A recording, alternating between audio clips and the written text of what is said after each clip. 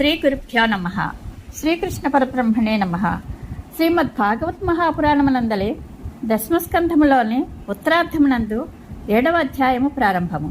ఈ అధ్యాయంలో స్యమంతకోపాఖ్యానము, శ్రీకృష్ణుడు జాంబవతిని సత్యభామను పెండ్లియాడుట మొదలగు విశేష విషయములను తెలుసుకుందాము. శ్రీశుకుడు నుడివెను. శ్రీకృష్ణుని ఎడ అపరాధము నర్చిన సత్రాజిత్తు చేసిన తప్పును సర్దిద్దుకొనుటకై తన కుమార్తె అయిన సత్యభామను శమంతకమణిని స్వయముగా ఆ ప్రభువునకు అర్పించెను.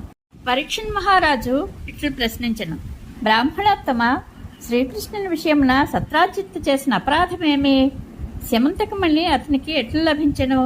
అతడు తన తనయను శ్రీకృష్ణునకు ఎలా సమర్పించెను? శ్రీశుకుడు వచించెను: సూర్యుడు తన భక్తుడైన సత్రాజిత్తునకు పరమమిత్రుడు. అతని భక్తి నిరతికి సంతుష్టుడైన ఆ భగవానుడు ఆ మహారాజునకు శమంతకమణిని ప్రసాదించెను. రాజా, సత్రాజిత్తు ఆ మణిని తన కంఠమున ధరించుచు సూర్యుని వలె తేజరిల్లుచుండెను. అతడు ఆ మణిని ధరించి ద్వారకలో ప్రవేశించెను.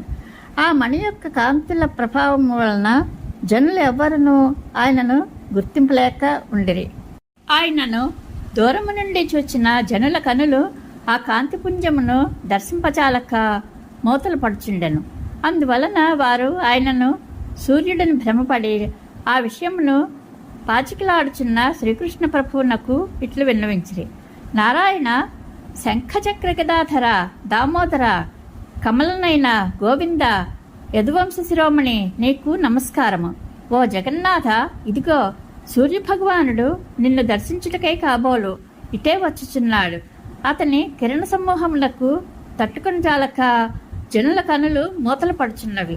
ప్రభు, ప్రముఖులైన దేవతలు ఎల్లరూ నిన్ను దర్శించుటకై ముల్లోకములయందును అన్వేషించుచుందరు. నీవు యదువంశమున అవతరించినావని ఎరింగి నిన్ను చూచుటకే కాబోలు ఆ సూర్యుడే నేడు స్వయంగా నీ సన్నిధికి వచ్చుచున్నట్లు ఉన్నది. శ్రీశుకుడు పలికెను. అమాయకులైన ప్రజల మాటలను వినినంతనే పద్మాక్షుడైన శ్రీకృష్ణుడు దరహాసమునర్చుచు వారితో ఇట్లనెను: ప్రియమైన ప్రజలారా, ఇటు వచ్చుచున్నవాడు సూర్యభగవానుడు కాడు, అతడు సత్రాజిత్తు. మణికాంతుల ప్రభావం చే అట్లు తేజరిల్లుచున్నాడు. మణిప్రభావమున భాగ్యశాలి అయిన సత్రాజిత్తు అన్ని విధములుగా సుసంపన్నమై మంగళకరమైన తన గృహమున ప్రవేశించెను. పిమ్మట అతడు బ్రాహ్మణుల ఆశీస్సులతో ఆ దివ్యమణిని తన దేవపూజా మందిరమున నిలిపెను. రాజా, ఆ దివ్యమణిని పూజించు వారికి అది ప్రతిదినము 8 బారువుల బంగారమును అనుగ్రహించుచుండును.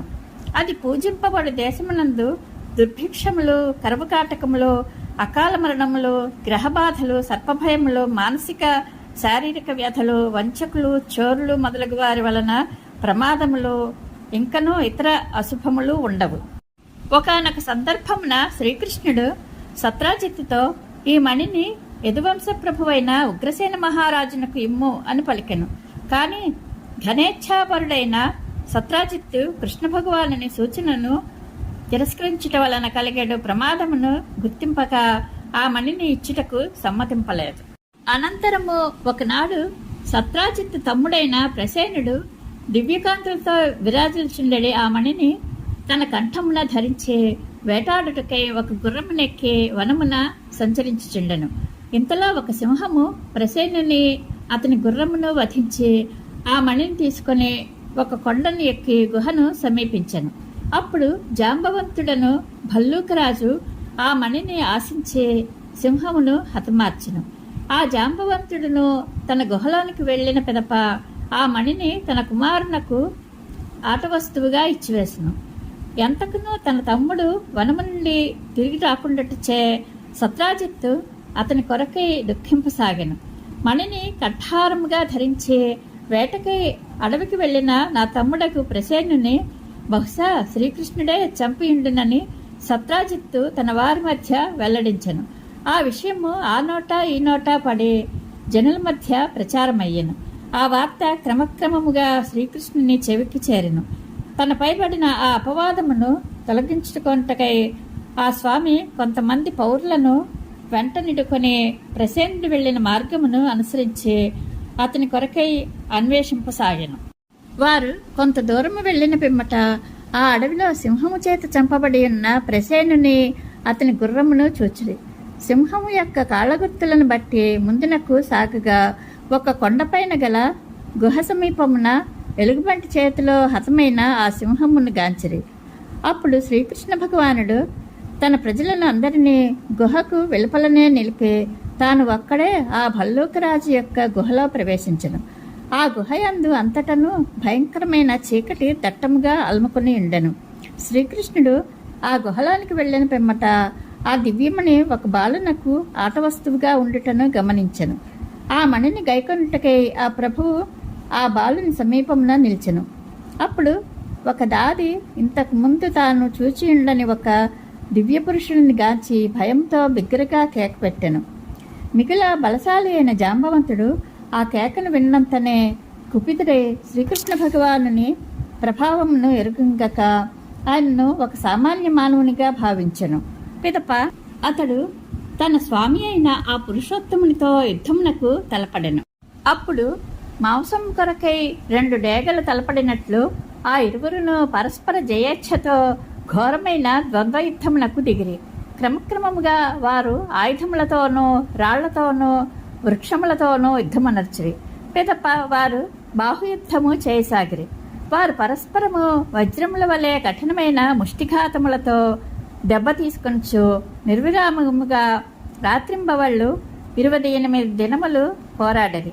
చివరకు కృష్ణుని పిడికిలి పోట్లకు జాంబవంతుని అవయవములన్నీను నుగ్గునుగ్గాయను. అతని బలము క్షీణించెను.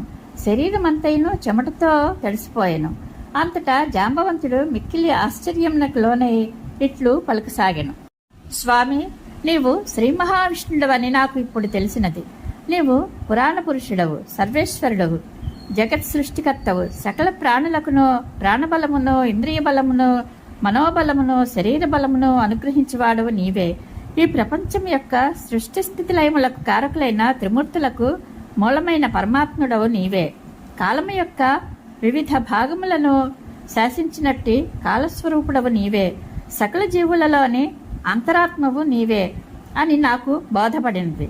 ప్రభు, నాకు ఇష్టదైవమైన శ్రీరాముడవు నీవే అని నేను గుర్తించితిని. నీవు ఆ అవతారమున సముద్రునిపై అనుగ్రహ దృష్టి గలవాడవే అయినను రోషముతో కొద్దిగా కన్నులు ఎర్రచేసినంత మాత్రమున మొసళ్లతో తిమింగిలములతో క్షుభితమై ఉన్న మహాసముద్రము తన తప్పును తెలుసుకొని నీవు లంకకు వెళ్ళుటకు దారి ఇచ్చెను. నీవు ఆ మహాసముద్రముపై సేతువును నిర్మించుట వలన నీ యశోవైభవము జగద్విదితమైనది. పిదప నీవు లంకను దహనమనర్చితివి. నీ శరపరంపర ధాటికి రావణుని యొక్క అతని అనుచరులైన రాక్షసుల యొక్క తలలు నేలపాలైనవి. పరీక్షణ్ మహారాజా భల్లూకరాజైన జాంబవంతుడు పూర్వస్మృతి కలిగి లోకరక్షణార్థమై త్రేతాయుగమున అవతరించిన శ్రీరామచంద్రుడే ద్వాపరయుగమున శ్రీకృష్ణునిగా వెలసినని గ్రహించెను. పిమ్మట కమలనయనుడు దేవకీసుతుడు అయిన కృష్ణ భగవానుడు శుభప్రదమైన తన చేతితో ఆ జాంబవంతుని వెన్నుతట్టెను. అనంతరము ఆ ప్రభువు అపారమైన తన కృపను ప్రసరింపచేయచ్చు ప్రేమపూరిత స్వరమున ఆ భల్లూకరాజుతో ఇట్లనెను. జాంబవంత, ఈ శమంతకమణిని నేను అపహరించినట్లు అజ్ఞానులు నాపై నిందమోపిరి. ఆ మిథ్యాపవాదమును తొలగించుకొనుటకై ఈ మణి కొరకు నేను ఈ గుహలోనికి వచ్చితిని. అంతటా జాంబవంతుడు ఆ మణినేగాక దానితో తన పుత్రికామణియకు జాంబవతిని కూడా శ్రీకృష్ణునకు కానుకగా సంతోషముతో అర్పించను. ప్రజలు శ్రీకృష్ణునకై గుహద్వారము వద్ద 12 దినముల వరకు నిరీక్షించి ఉండిరి. అంతవరకును ఆ ప్రభువు తిరిగి రాకపోవుటచే వారు కడు దుఃఖితులై ద్వారకకు వెళ్ళిపోయిరి. శ్రీకృష్ణుడు బిలము నుండి తిరిగి రాని వార్తను ప్రజల వలన విన్నంతనే దేవకీ వసుదేవులను, రుక్మిణీదేవియు, బంధుమిత్రులను మిగుల శోకించిరి. అప్పుడు ద్వారకావాసులందరూ పట్టరాని దుఃఖముతో సత్రాజిత్తును తిట్టిపోసిరి. పిమ్మట కృష్ణప్రభువు మరలి వచ్చుటకే మహామాయాస్వరూపిణియకు దుర్గాదేవిని శరణుజొచ్చి ఆ తల్లిని ఉపాసించిరి. అంతటా దుర్గాదేవి ప్రజల పూజలకు ప్రసన్నురాలై వారిని ఆశీర్వదించెను. అదే సమయమున శ్రీకృష్ణుడు సఫల మనోరథుడై మణితో పాటుగా జాంబవతితో కూడి ప్రజలకు ఆనందంను కూర్చుచు వారి ఎదుట ప్రత్యక్షమయ్యను. కృష్ణప్రభువు శమంతకమణిని కంఠమున ధరించి భార్యతో సహా వచ్చినందులకు పౌరులు ఎల్లరూ ఆ స్వామి పునర్జన్మ ఎత్తి వచ్చినట్లు భావించి పిమ్మట వారు పరమానందంతో మహోత్సవములను జరుపుకొనిరి. అనంతరము కృష్ణ భగవానుడు సత్రాజిత్తును ఉగ్రసేన మహారాజు యొక్క సభకు పిలిపించెను. ఆ మణి తనకు లభించిన తీరుతెన్నులను వివరించి దానిని సత్రాజిత్తునకు ఇచ్చివేసెను. ఆ సత్రాజిత్తు మిగుల సిగ్గుపడుచు తల వంచుకుని కృష్ణప్రభువు నుండి రత్నమును గైకొనెను. పిదప అతడు ఒక మహాత్మునిపై అకారణముగా నిందమోపిన పాపమునకు ఎంతయో పశ్చాత్తాపడుచు తన భవనమునకు చేరెను. శ్రీకృష్ణుని ఎడ అతడనర్చిన మహాపరాధమే సత్రాజిత్తు మనస్సును అనుక్షణము పీడించుచుండెను. మిగుల బలవంతుడైన ఆ స్వామితో విరోధమును కొని తెచ్చుకున్నందులకు అతడు ఎంతయో వ్యాకులపడచు తనలో ఇట్లా అనుకొనెను. నా ఈ పాపము నుండి నేను నిష్కృతిని పొందుట ఎట్లు? శ్రీకృష్ణుడు నా ఎడ ఎట్లు ప్రసన్నుడగును? అపరాధినైన నన్ను జనులు తిట్టిపోయకుండుటకే ప్రస్తుతము ఏం చేయుట యుక్తము? ఇప్పుడు నా కర్తవ్యమేమిటి? నేను నిజముగా దూరదృష్టి లేని క్షుద్రుడను, మూఢుడను, అంతేకాదు అంతులేని ధనాశాపరుడను. కనుక తరుణీమణి అయిన నా కూతురకు సత్యభామను ఈ శమంతకమణిని ఆ స్వామికి సమర్పించదను. ఈ దుస్థితి నుండి బయటపడుటకు అదియే సరియకు ఉపాయము. అట్లనర్పకున్నచో శ్రీకృష్ణుని అనుగ్రహమునకు నేను పాత్రుడను కాజాలను. అట్లు చేసినప్పుడే నాకు శాంతి చేకూరును. ఈ విధముగా సత్రాజిత్తు వివేకముతో నిశ్చయించుకొనెను. వెంటనే అతడు శుభాంగి అయిన తన తనయను శమంతకమణిని స్వయంగా తీసుకుని పోయి కృష్ణప్రభువునకు సమర్పించెను. సత్యభామ చక్కని సౌశల్యము గలది, సౌందర్య రాశి, ఉదారాది సద్గుణములకు నెలవైనది. అందువలన పెక్కుమంది రాకుమారులు కృతవర్మ, శతధన్వుడు మున్నగువారు ఆమెను భార్యగా పొందుటకే సత్రాజిత్తును అర్థించిరి. అట్టి సత్యభామను కృష్ణ భగవానుడు విద్యుక్తముగా పరిణయమాడెను. పిమ్మట శ్రీకృష్ణ భగవానుడు సత్రాజిత్తుతో ఇట్లు నుండివెను. రాజా, నేను ఈ మణిని మాత్రము స్వీకరించుటలేదు. నీవు సూర్యభగవానుని భక్తుడవు కావున దీనిని నీ యొద్దనే ఉండనిమ్ము.